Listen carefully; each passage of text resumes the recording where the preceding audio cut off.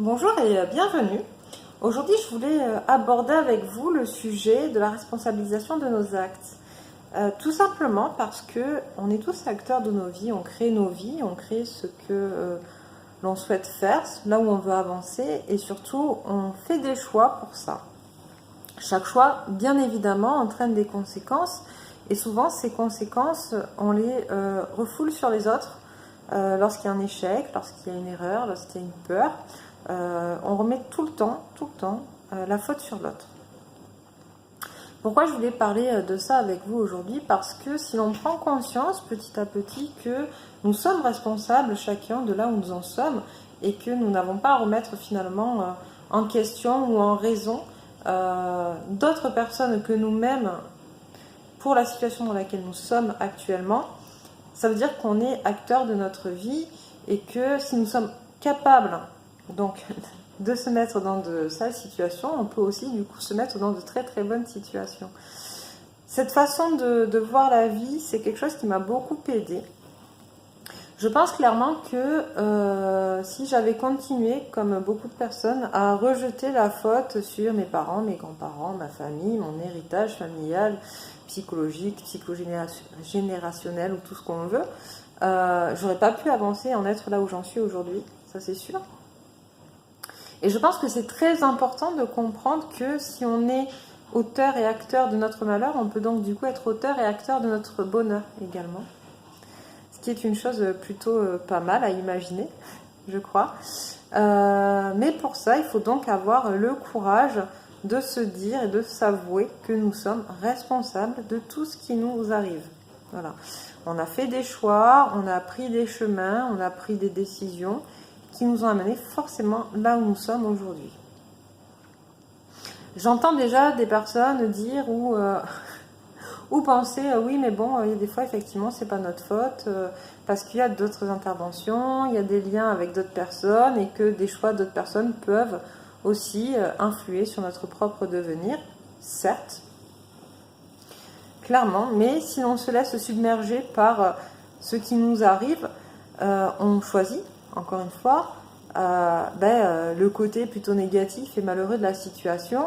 Ça ne veut pas dire qu'il ne peut pas nous arriver des choses mauvaises et qu'il ne peut pas et que ces choses mauvaises ne peuvent pas découler de notre mari, de nos parents ou quoi au caisse. Là où on devient acteur finalement de notre vie, c'est à partir du moment où on décide que ce qui nous arrive, c'est pas quelque chose de mauvais en soi, que c'est pas terminé et qu'on peut en faire quelque chose de positif. Voilà. Et c'est là où on devient acteur de notre vie. Arrêter de reprocher aux autres ce qui nous arrive, c'est arrivé, ça y est, c'est fait. Sortir de cette spirale en fait dans laquelle on s'enferme dans notre propre mental pour atteindre une certaine illumination, un peu comme dans les dessins animés avec la petite ampoule qui clignote au-dessus de la tête, idée, et on avance et on construit quelque chose de positif avec ce qui est arrivé de négatif dans notre vie à ce moment-là.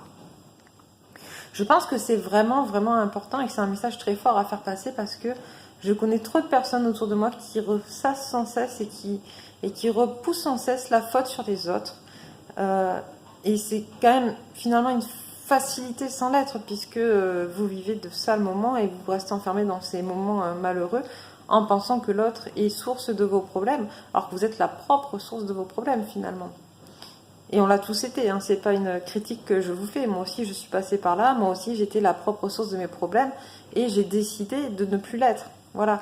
Je pense que voilà, c'est un choix, encore une fois, qu'on fait, un choix conscient de se dire aujourd'hui, je ne veux plus. Je ne veux plus être malheureux. Je ne veux plus être empêtré par les problèmes des autres. Je ne veux plus me sentir acculé par les choix qu'ont fait les autres et surtout me sentir responsable de ce qui devient. Voilà. Non, je suis responsable des choix que je fais, que j'aimais, des décisions que je prends et advienne que pourra. Mais la plupart du temps, du coup, les conséquences sont moins désastreuses que lorsqu'on ne fait pas de choix ou lorsque les choix sont faits par les autres à notre place. Voilà. Ce qui nous amène donc à se dire que l'on peut effectivement créer sa vie de manière très positive et y apporter beaucoup de bonheur et que tout dépend de la manière, encore une fois, dont on voit les choses et sous quel angle et sous quel objectif se place notre propre caméra pour observer notre vie et prendre le recul nécessaire et en faire quelque chose de beau. Voilà, encore une fois, pourquoi je vous dis tout cela? Parce que beaucoup trop de personnes, je pense, continuent à relancer la faute sur les autres et ne se rendent pas compte finalement de ce que ça entraîne pour eux dans leur vie, et que tant qu'ils ne verront pas qu'ils sont eux-mêmes responsables de d'où en est leur vie et des problèmes qu'ils ont dans leur vie, ils ne pourront pas améliorer leur vie. À partir du moment où vous êtes sans cesse en train de rejeter la faute sur les autres, je le dis et je le redis parce qu'en fait c'est tellement important en vrai, de se dire qu'on est soi-même acteur de sa vie, de comprendre qu'on est acteur de sa vie et qu'on peut en faire vraiment quelque chose de bien et de beau. Mais j'ai l'impression de radoter un peu et de me répéter, mais vraiment c'est important. Si vous souhaitez changer, si vous souhaitez devenir heureux, si vous souhaitez voilà, être apaisé et être en accord avec vous-même, arrêtez, mais vraiment je vous le dis, arrêtez de rejeter la faute sur les autres. Les autres ne sont pas à votre place, les autres n'ont pas fait vos choix, n'ont pas pris vos décisions, les autres ne marchent pas dans vos chaussures comme on dit. Et si vous continuez à le faire, vous allez rester malheureux toute votre vie. Voilà, il vaut mieux à un moment donné accepter de se regarder en face et de se dire ok, ben là j'ai peut-être merdé, là j'ai pas pris la bonne décision, c'est pas grave, on fait tous des mauvais choix dans la vie, on fait tous des mauvais choix, et encore, moi j'appelle pas ça des mauvais choix, mais voilà, on peut avoir l'impression de se tromper parce que la conséquence elle n'est pas celle qu'on attendait, mais on en est seul responsable. C'est quelque chose d'hyper important. J'espère que vous suivez ce que je vous dis, parce que j'ai l'impression de m'embrouiller un petit peu dans ce message, mais non, c'est vraiment hyper important pour moi de vous le dire et de délivrer ce message à ce moment-là, je pense, pour comprendre, pour essayer de vous faire comprendre à quel point finalement vous êtes mais le créateur de votre vie, à quel point vous devenez et vous êtes ce que vous pensez, ce que vous imaginez de vous. C'est pas les autres qui imaginent ce que vous êtes, c'est vous et vous seul. À partir du moment où vous croyez ce que disent les autres, vous ne pourrez pas être vous-même, vous ne pouvez pas être ce que vous êtes pour de vrai. Voilà. Les autres ne sont que le miroir, votre miroir. Voilà. Et vous êtes le leur. Il faut en avoir conscience. Donc si vous rejetez la faute sur eux, eux rejettent la faute sur vous, et on est dans un cercle négatif de choses qui n'avancent pas. Finalement, c'est le serpent qui se mord la queue et rien ne bouge. Voilà. Je ne sais pas ce que vous voulez dans votre vie, mais je pense que si vous regardez ces vidéos, c'est que vous avez des envies de changement. Et pour changer, il faut vraiment prendre conscience qu'on est vraiment son propre acteur, son propre créateur, qu'on est ce qu'il y a de plus beau en nous et qu'on peut devenir encore meilleur. Voilà. Qu'on se met nous-mêmes finalement nos propres limites, et qu'il n'y a pas de limite en vrai. Il n'y a aucune limite.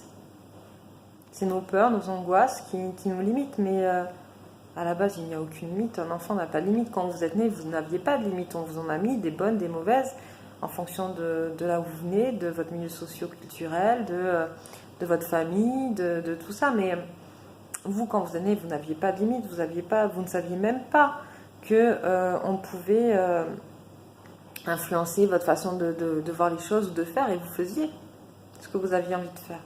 Voilà. Et bien aujourd'hui, c'est un peu ça.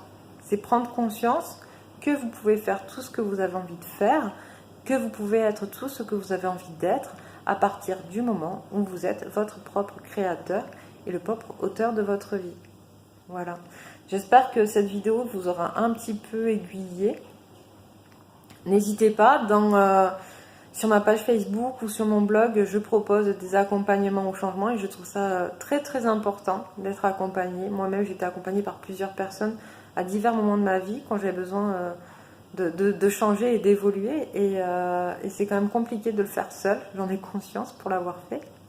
Voilà, donc si vous le souhaitez, on peut échanger plus longuement via ma page Facebook ou via mon blog, donc qui est mavoixintérieure.over-blog.com.